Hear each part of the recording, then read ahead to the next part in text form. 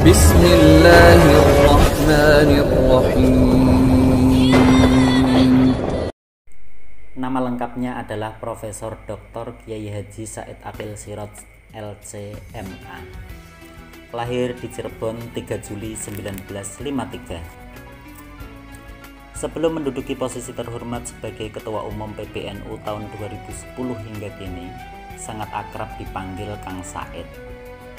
Beliau ahli di bidang tasawuf dan perdebatan. Ahmad Musaddiq saja yang mengaku nabi takhluk di tangan beliau. Kang Said masa mudanya adalah seorang kutu buku, pernah tinggal di Arab Saudi selama 13 tahun. Beberapa teman kuliahnya menjuluki Kang Said sebagai kamus berjalan karena memang anak dari pasangan Kiai Haji Aqil Siraj dan Hajah Afifah. Sejak kecil sudah terlihat bibit kecerdasannya. Walau semua kiai sepuh di Cirebon tahu bahwa kedua orang tua Kang Said hanyalah keluarga sederhana, bahkan taraf kehidupannya bisa dikatakan pas-pasan. Ya, begitulah Kang Said. Dalam waktu yang tidak sebentar, dia pernah mengenyam pendidikan di sarangnya Wahabi.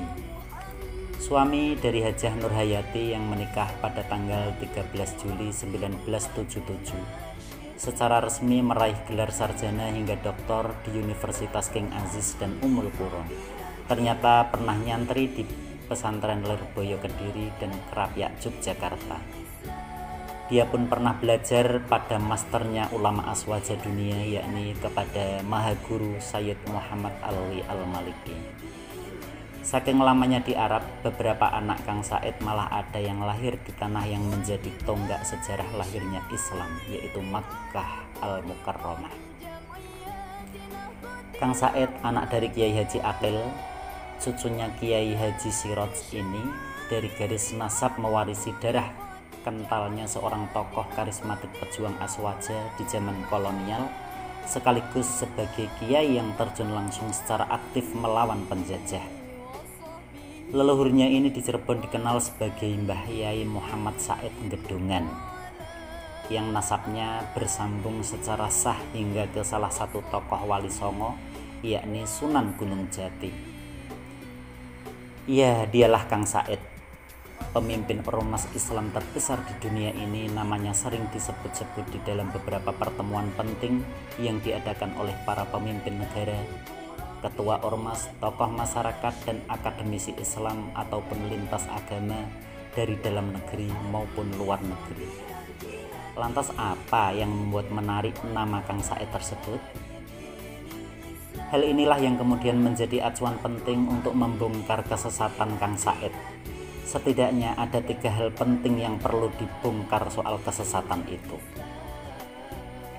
Yang pertama, Kang Said yang jelas-jelas mengenyam pendidikan secara konvensional di negara yang menjadi sarang sekaligus lahirnya madhab Wahabi. Begitu pulang ke Indonesia bukan mengajarkan produk ekstrim ajaran Wahabi, justru Kang Said malah menjadi salah satu figur pemimpin terkemuka yang dengan terang-terangan melalui semangat jihadnya menjadi garda terdepan untuk memperjuangkan sekaligus mempertahankan ajaran aswaja.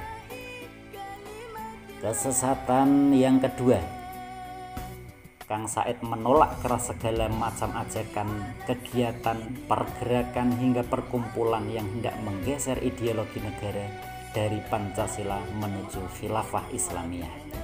Karena baginya Pancasila adalah final dan NKRI harga mati. Yang ketiga, Kang Said tidak sependapat, bahkan bersikap tegas tidak akan sepaham hingga kiamat sekalipun terhadap suatu gerakan yang dipelopori oleh tokoh mainstream, di mana mereka dengan segala cara menggunakan media dakwah Islam untuk mengklaim gerakannya paling benar, paling suci, dan paling bertauhid. Hingga kerap ditemukan mereka mengadakan aksi yang tak jauh dari semacam model barbar, ganas, dan selalu mengadopsi ayat-ayat perang untuk melakukan serangan bom bunuh diri. Sama sekali tidak sesuai dengan peradaban negeri loh Jinawi ini. Maka dari itu Kang Said memunculkan platform Islam Nusantara yang memiliki ciri khas dakwah Islam yang santun, ramah, dan penuh toleransi, sebagaimana ciri khas dakwah para wali songo sejak berabad-abad silam. Loh, sesatnya Kang Said di mana? Sesatnya Kang Said ada di otak para antek-antek yang anti Pancasila. Ada di dalam jiwa para manusia yang menginginkan Indonesia menjadi negara berideologi khilafah Islamiyah. Ada di dalam pemikir Islam yang terkena virus Arabisasi. Ada di dalam tubuh-tubuh barbar yang benci kepada NU dan ulama yang menjawani. Jangan tanya siapa mereka, kecuali memang perlu diinstal ulang pola berpikirnya.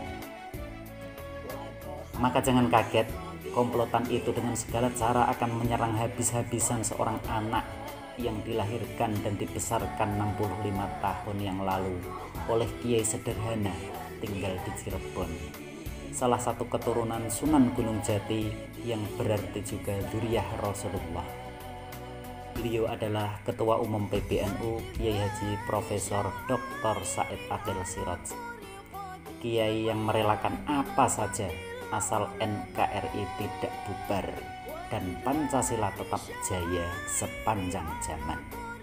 Meskipun dirinya mungkin akan menjadi tumbal pertama demi keselamatan bangsa sekaligus kebenaran ajaran kaum Aswaja.